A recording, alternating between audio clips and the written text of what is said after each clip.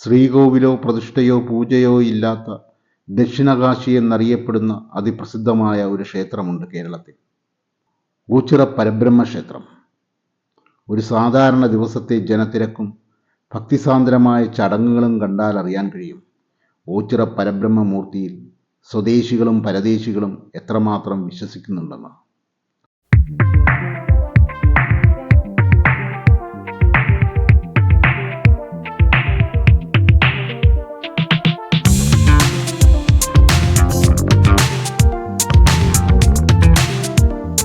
അതിമനോഹരമായ രാജഗോപുരമാണ് 22 ഏക്കർ സ്ഥലത്ത് പരന്നുകിടക്കുന്ന 2 ആൽത്തറകളും ഏതാനും കാവുകളുമടങ്ങുന്ന കായംകുളത്തിനടുത്ത് ഓച്ചിറയിലുള്ള പരബ്രഹ്മ ക്ഷേത്രത്തിനുള്ളത്.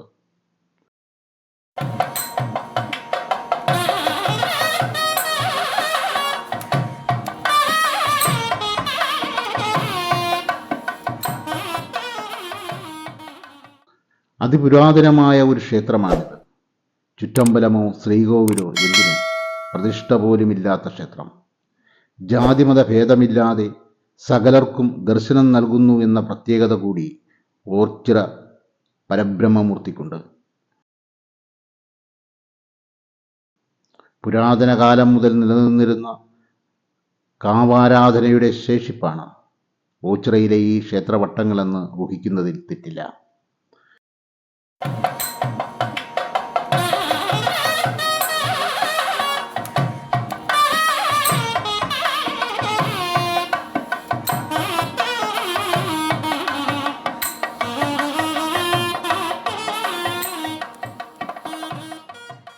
ദുരിതശാന്തിയും മോക്ഷപ്രാപ്തിയും നേടാൻ നിരവധി ഭക്തർ ദിനംപ്രതി എന്നോണം ഓച്ചിറ പരബ്രഹ്മമൂർത്തിയെ കാണാൻ എത്തുന്നുണ്ട്.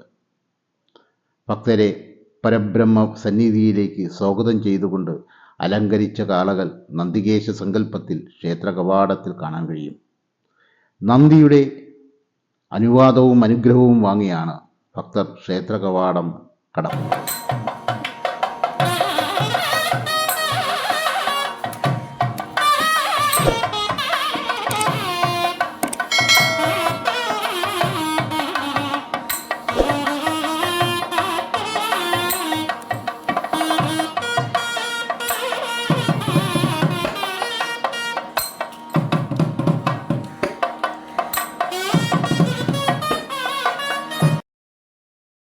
പറകൊട്ടിപ്പാട്ടും പുള്ളുവൻ പാട്ടും എല്ലാ ദിവസവും നടക്കുന്ന ക്ഷേത്രമാണിത്. സകല ദോഷങ്ങളെയും ഒഴിഞ്ഞകറ്റുന്ന ചടങ്ങാണ് പറകൊട്ടിപ്പാട്ട്. നാഗദോഷങ്ങളെ അകറ്റുന്നതാണ് പുള്ളുവൻ പാട്ട്.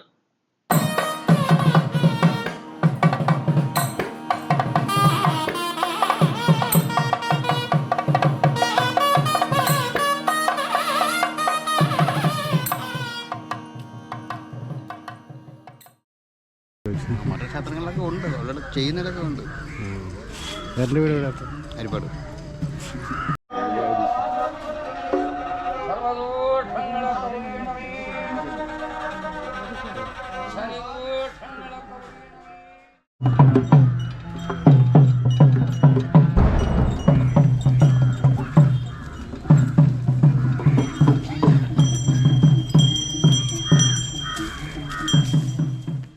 ശാരീരിക രോഗങ്ങൾ മാറുന്നതിനു വേണ്ടി ശാരീരിക അവയവങ്ങളുടെ രൂപങ്ങൾ നേർച്ചയായി സമർപ്പിക്കുന്ന ഒരു വഴിപാടും ഇവിടെയുണ്ട്.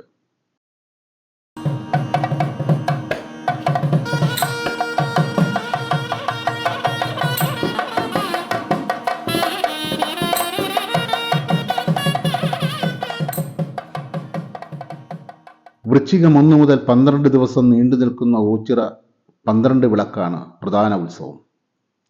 രസകരമായ ഒരു ഐതിഹ്യം ഈ ക്ഷേത്രത്തിൻ്റെ ഉൽപ്പത്തിക്ക് പിന്നിലുണ്ട്. പണ്ട് അകവൂർ മനയിലെ നമ്പൂതിരിക്ക് പരബ്രഹ്മ സേവയുണ്ടായിരുന്നു. അദ്ദേഹത്തിൻ്റെ ദാസനായിരുന്നു അകവൂർ ചാത്തൻ. പരബ്രഹ്മ പൂജ കണ്ട് അകവൂർ ചാത്തൻ ഒരിക്കൽ നമ്പൂതിരിയോട് പരബ്രഹ്മം എങ്ങനെ ഇരിക്കുമെന്ന് ചോദിച്ചു. അതിന് മറുപടിയായി നമ്മുടെ മാടൻ പോത്തിനെ പോലെ ഇരിക്കും എന്ന് പരിഹസിച്ച് പറഞ്ഞത് നിഷ്കളങ്കനായ ചാത്തൻ അതേപടി വിശ്വസിച്ചു. പിറ്റേ ദിവസം മുതൽ നടത്തിയ 41 ദിവസത്തെ ധ്യാനത്തെ തുടർന്ന് പരബ്രഹ്മം മാടൻ പോത്തിൻ്റെ രൂപത്തിൽ അകവൂർ ചാത്തൻ്റെ മുന്നിൽ പ്രത്യക്ഷപ്പെട്ടു. ചാത്തൻ പോകുന്നിടത്തെല്ലാം മാടൻ പോത്തും കൂടെ പോയി. ഒരിക്കൽ നമ്പൂതിരി ഓച്ചിറ ഭാഗത്തുകൂടി നടന്നു വരികയായിരുന്നു. കൂടെ ചാത്തനും പിന്നാലെ മാടൻ പോത്തും ഉണ്ടായിരുന്നു. വയലുകളേറെ ഉണ്ടായിരുന്ന ഈ പ്രദേശത്തുകൂടെയായിരുന്നു അവരുടെ യാത്ര. വയലുകളാവട്ടെ വേലികെട്ടി സംരക്ഷിച്ചിരുന്നു. വേലിയിലൂടെയുള്ള ഇടുങ്ങിയ പ്രവേശന കവാടം കടക്കവേ വലിയ കൊമ്പുകളുണ്ടായിരുന്ന മാടൻ പോത്തിന് മുന്നോട്ടു പോകാൻ കഴിയാതെ വന്നു. നമ്പൂതിരിയുടെ പിന്നിൽ നടന്നിരുന്ന ചാത്തൻ ഇത് കണ്ട് തല ചരിച്ചു പിടിച്ച് കടന്നു പോരാൻ മാടൻ പോത്തിനോട് പറഞ്ഞു. ഇത് കേട്ട നമ്പൂതിരി ചാത്തനോട് ആരോടാ നീ സംസാരിക്കുന്നത് എന്ന് അന്വേഷിച്ചു.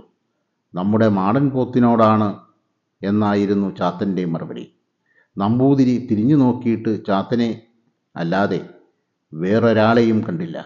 അവസാനം ചാത്തനെ തൊട്ടുകൊണ്ട് നോക്കിയപ്പോൾ മാടൻ പോത്തിനെ കാണുകയും അതോടെ പോത്തിൻ്റെ രൂപത്തിലുള്ള പരബ്രഹ്മം ഓടിച്ചെന്ന് ഒരു ചിറയിൽ ഒളിക്കുകയും ചെയ്തു. താൻ ആരാധിച്ചിരുന്ന പരബ്രഹ്മം ആയിരുന്നു മാടൻ പോത്തെന്ന് അറിഞ്ഞതോടെ ചാത്തൻ പടനിലത്തിനടുത്ത് ധ്യാനനിരതനായി കഴിഞ്ഞ് കാലം അവസാനിപ്പിച്ചു എന്നുമാണ് ഐതിഹ്യം.